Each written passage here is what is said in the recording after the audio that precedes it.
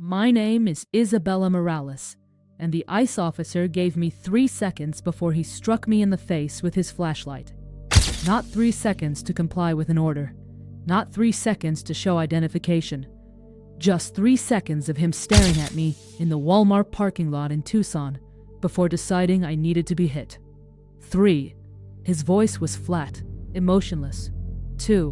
1. The flashlight caught me across the temple. Heavy metal, full force, the kind of strike meant to drop someone immediately. My vision exploded white, then red, then nothing as I crumpled against my car door. Blood poured from the gash above my eye, hot and sticky, running into my eye socket and blinding me. I didn't pass out. 27 years in the Air Force taught me how to stay functional through worse. But I went down, my legs giving out, my hands scrabbling against the car door handle, trying to stay upright, while my brain screamed at me through the shock. Stay down. Agent Crenshaw kicked my leg out from under me when I tried to rise.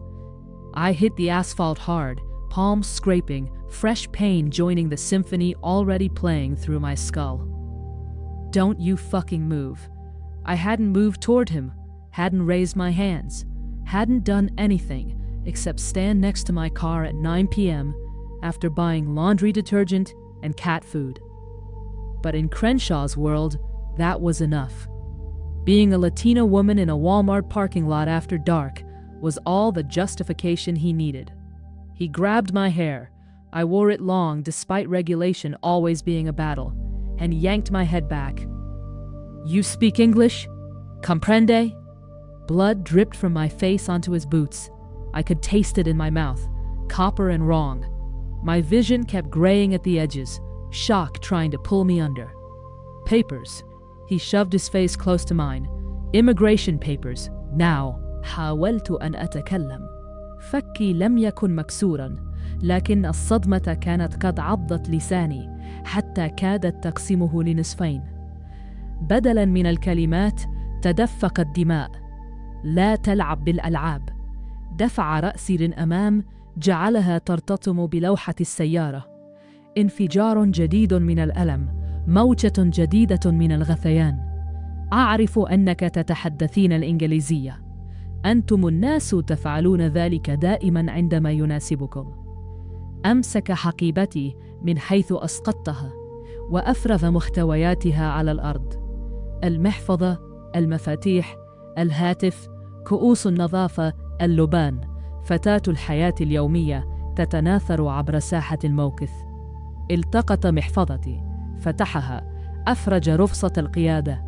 إيزابيلا موراليز. قال كل مقطع باحتقار. عنوان في توسان. دعيني أخمن. بطاقة مزورة. هززت رأسي. لا أزال عاجزاً عن الكلام وسط الدماء والألم. رماها على وجهي.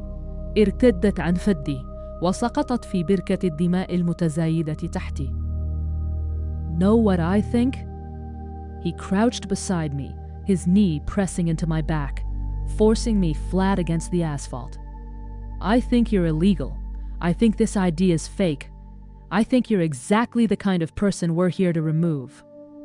Around us, the Walmart parking lot continued its evening rhythm, cars pulling in, cars pulling out, shoppers loading groceries, families heading home, and all of them looked away.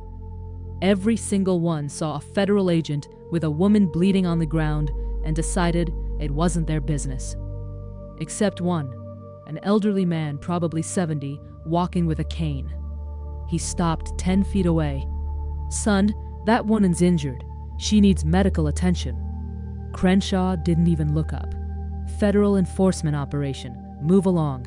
She's bleeding. I said move along. Crenshaw's hand went to his pepper spray. You want to interfere with a federal agent? I'll detain you too. The old man hesitated, looked at me with something like pity, then shuffled away. I watched him go and felt something cold settle in my chest. This was how it happened.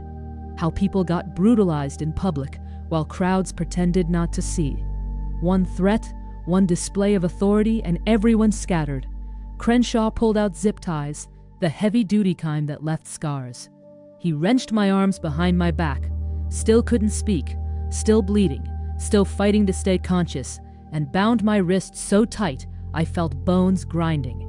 My shoulders screamed as he forced my arms up between my shoulder blades in a compliance hold that was just pain dressed as procedure. "You're being detained for questioning regarding your immigration status." He hauled me upright by my bound wrists, dislocating something in my shoulder that popped like a gunshot. I made a sound then, not words, just a strangled gasp of agony that bubbled through blood. "Yeah, hurts, doesn't it?" He shoved me toward an unmarked white van. "Should have stayed in your own country." I tried to plant my feet, to resist without fighting, to make him work for every inch while witnesses watched. But my legs weren't cooperating, shock and pain making everything distant and blurry. He opened the van's rear door. No seats, no windows, just metal walls and the smell of fear from whoever had been there before me. "Get in." I couldn't climb with my hands bound, and my vision swinning, and my shoulder dislocated. He solved that problem by grabbing my hair again and physically throwing me into the van. I landed hard on the metal floor, no way to catch myself, my face hitting the corrugated steel with a crack that might have been my nose breaking. The doors slammed. Darkness. The engine started, and I lay there in my own blood, bound and broken, while ICE agent Marcus Crenshaw drove me away from a public parking lot where 40 people had watched and no one had called 911. What Crenshaw didn't know, what he couldn't have known, because I was wearing yoga pants and a university sweatshirt on my day off, was that the woman bleeding in the back of his van wasn't some undocumented worker he could make disappear. I was Brigadier General Isabella Morales, United States Air Force, Deputy Commander of Fort Huachuca, the major military intelligence installation 40 miles south of Tucson. I had 27 years of service, 2 combat deployments, a Silver Star from Afghanistan, and command authority over 8,000 soldiers. And I was conscious. Hurt, bleeding, dislocated shoulder screaming, but conscious. 17 دقيقة. هذا هو الوقت الذي استغرقه من لحظة ضرب كرينشو إلى اللحظة التي عرف فيها بالضبط من الذي اعتدى عليه. تحركت السيارة ربما لمدة 10 دقائق. لم أستطع أن أرى أين نحن. كان كل ما أشعر به هو الشعور بالانحناءات، سماع حركة المرور بالخارج، وشم الدم الذي يتجمع على الأرض. كان هاتفي في موقف السيارات مع أغراض المبعثرة. كانت هويتي في بركة ماء في مكان ما. لكن ساعة أبل كانت لا زالت على معصمي، وبالرغم من أن يدي كانت مقيدة خلف ظهري، استطعت أن أشعر برنينها. SOS الطارئ. لقد كشف الكتف عن التأثير، كشف عن سقوطي، وبعد أن لم أستجب لتنبيهاتها، اتصلت بالرقم 911 أوتوماتيكياً، وأرسلت موقعي إلى جهات اتصال الطارئة التي تضم مساعدي في فورت واتشوكا ومارشال القاعدة وقائد الكتيبة. The van stopped. Back doors opened. Crenshaw dragged me out by my zip-tied wrists, fresh agony in my destroyed shoulder. We were at some kind of facility, warehouse or processing center, walls and fluorescent lights, and the institutional smell of government buildings everywhere. He threw me into a holding cell. Concrete floor, metal bench, drain in the corner. The smell of urine and despair. No windows. One camera in the corner with a blinking red light. Good. Let it record everything. Someone will process you in a few hours. Crenshaw stood in the doorway, looking at me bleeding on the floor with complete indifference. Hope you enjoyed your time in America. Where you're going, they don't have Walmarts. He left. Lock engaged. I was alone in a cell with my injuries and my rage and my watch still buzzing against my wrist. 14 minutes since the flashlight hit my face. I managed to sit up, got my back against the wall, worked on staying conscious through the waves of nausea. My face was still bleeding. I could feel it dripping off my chin. My shoulder was definitely dislocated, the arm hanging wrong. The zip ties had cut off circulation to my hands, my fingers going numb. But I was alive. I was conscious. And somewhere, emergency response was happening. 16 minutes. I heard voices outside, shouting, authoritative commands. The sound of boots on concrete, not the shuffle of detainees, but the sharp crack of people who knew how to move with purpose. The lock disengaged. The door flew open. Lieutenant Colonel James Martinez, my aide-de-camp, stood in the doorway with 2 military police officers and expressions that could melt steel. Behind them, I could see Tucson PD uniforms, DHS badges, and the kind of organized chaos that happens when someone important goes missing. General Martinez's voice cracked. He'd served with me for 3 years, seen me in every situation from command briefings to field exercises. He'd never seen me bleeding on a concrete floor in a detention cell. He dropped to one knee beside me. "Don't move, ma'am. Medic's coming." "Crenshaw." My voice came out ruined, slurred through the blood and bitten tongue. "Agent Marcus Crenshaw." "We know, ma'am. We have him." A paramedic pushed into the cell, started working on me with practiced efficiency. Cut the zip ties, blood rushed back into my hands in painful fire. Stabilized my shoulder without reducing the dislocation yet. Bandaged the head wound, started an IV, asked questions I answered with nods and head shakes. "General Morales, can you walk?" The paramedic's voice was gentle but firm. I nodded. With Martinez supporting my good side and an MP supporting the bad, I walked out of that cell. الممر كان مليان عملاء فيدراليين، شكلهم مرتبك وخايف، والشرطة المحلية توثق كل شيء. وواقف كده مقيد بالأصفاد على الجدار العميل ماركوس كرينشو، ووشه يلث من الارتباك للاعتراف للذعر المطلق. كان يحدق فيني، في الدم اللي يغطي وشي وثيابي، في المقدم اللي يدعمني، في نجمة اللواء المطرزة على جاكيت التدريب اللي كان بعض جنودي رافعينه فوق كتفي. هذا هي مش، وصوته مات لما مريت من جنبه، مدعوم من رجالي ومحاط بسلطة ما كان يتصورها في المرأة اللي ضربها وحطها في فان. مارتينيز وقفني قدام كرينشو، خلاني أقف هناك وبيني وبينه دم ينزف ومكسور، لكني واقفة وهو كان يفهم إيش سوى. General, صوت مارتينيز كان بارد.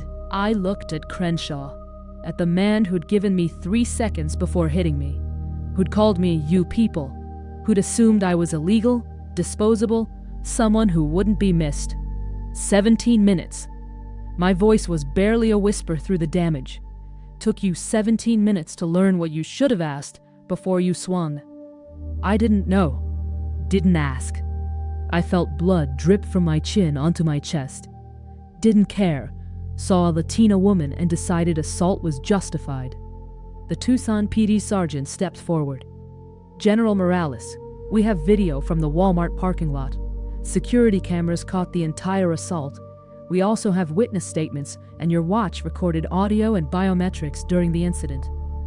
I nodded slowly, each movement making my head throb. "I want full charges. Assault with a deadly weapon, false imprisonment, civil rights violations, everything applicable." "You don't speak to her." Martinez's voice could have cut glass. "You gave up that right when you hit a general officer with a flashlight for buying cat food." They took me to the hospital in an ambulance. Reduced my shoulder, agony that made the initial injury feel like warmth. Stitched the gash on my head, 23 stitches. Set my broken nose. Yes, it had broken when he threw me in the van. Documented every injury with photos that would haunt Crenshaw's legal defense. While I was in the ER, the story broke. Air Force general assaulted by ICE agent in Tucson. The Walmart security footage played on every news channel. Crenshaw hitting me without warning, me collapsing, him dragging me to the van while shoppers watched. The reaction was immediate and nuclear. The Secretary of Defense called personally. The Secretary of Homeland Security called to apologize. My division commander flew in from Washington, and Fort Huachuca went into what can only be described as protective lockdown. Every soldier on base knew one of their generals had been assaulted, and the collective fury was palpable. Crenshaw tried to defend himself, claimed he'd had reasonable suspicion. When asked what suspicion, he said I was in a high-traffic area for illegal immigrants. The Walmart was in suburban Tucson, not near any border. When pressed further, he admitted he'd made a judgment call based on appearance. The video destroyed him, showed there was no confrontation, no resistance, no justification. Just a federal agent hitting an unarmed woman 3 seconds after seeing her, then kidnapping her in an unmarked van. محاميه حاول يدافع عنه بحجة المناعة المؤهلة. القاضي شاف الفيديو ورفضها في أقل من 30 ثانية. المناعة المؤهلة تحمي الأخطاء المعقولة. ما كان في شيء معقول بخصوص اللي سواه كرينشو. المحاكمة استمرت 4 أشهر. التهم الفيدرالية: الاعتداء على ضابط عسكري بسلاح قاتل، الاحتجاز غير القانوني، انتهاك حقوق مدنية، الاختطاف والاحتجاز غير القانوني. التهم في الولاية: التعدي المشدد والاعتداء والاحتجاز غير القانوني. تمت إدانته في جميع التهم. القاضي حكم عليه ب8 سنوات في سجن فيدرالي بدون إطلاق سراح مبكر. أنت أسأت استخدام شرفك، قال القاضي. أنت عذبت مواطناً بسبب التنميط العنصري، خطفت ضابطاً عاماً، وما أظهرت أي ندم حتى عرفت درجتها. هذا كل ما أحتاجه لأعرف شخصيتك. Crenshaw was led away, still protesting he'd done nothing wrong, still insisting he'd just been doing his job, still unable to grasp that his job never included hitting unarmed women for existing while Latina. The Department of Homeland Security Inspector General investigated, found a pattern. Crenshaw had 17 excessive force complaints in 3 years. 12 of them involve Hispanic women. All had been dismissed as unfounded by his supervisors, who valued enforcement numbers over civil rights. Those supervisors lost their jobs too. The entire Tucson field office was restructured. New protocols, new training, new oversight, all because one agent gave a general 3 seconds before destroying both their lives. I kept the Apple Watch, had it preserved as evidence first, then kept it after trial. The data it recorded, my heart rate spiking during the assault, the impact detection, the emergency call, my location throughout the kidnapping, had been critical evidence. Technology had documented what witnesses had chosen to ignore. The elderly man who tried to help, his name was Robert Chen, retired teacher, visited me in the hospital. I should have done more, he said, tears in his eyes. I should have called 911, should have filmed it, should have... You spoke up, I told him. In a parking lot full of people, you were the only one who said anything. That took courage. Not enough courage. More than most people have. I touched his hand. Thank you for trying. He donated to a civil rights organization in my name, said it was penance for not doing more. I told him his penance was already paid. He'd been the moral witness in a parking lot full of moral cowards. بعد 6 أشهر من الهجوم، تمت ترقيتي إلى رتبة لواء. نجمتان الآن. لا زلت في الخدمة. لا زلت أواصل القتال. لا زلت هنا. وماركوس كرينشو كان في السجن الفيدرالي. مهنته مدمرة. مستقبله محطم. يقضي 8 سنوات. لأنه لم يتمكن من تجاوز تحيزه لفترة كافية ليطرح الأسئلة قبل أن يلوح بمصباح. اسمي لواء إيزابيلا موراليس. أنا في القوات الجوية الأمريكية. لدي 28 عاماً من الخدمة، وتعلمت أن 17 دقيقة هي وقت كافي لتغيير العالم، وقت كافي لحرك استجابة الطوارئ، للبدء بالعدالة. وليتعلم المتنمر أن المرأة التي ضربها لم تكن من يفكر بها. كرينشو أعطاني 3 ثوان قبل أن يضربني، وأنا أعطيته 17 دقيقة قبل أن أنهي مسيرته.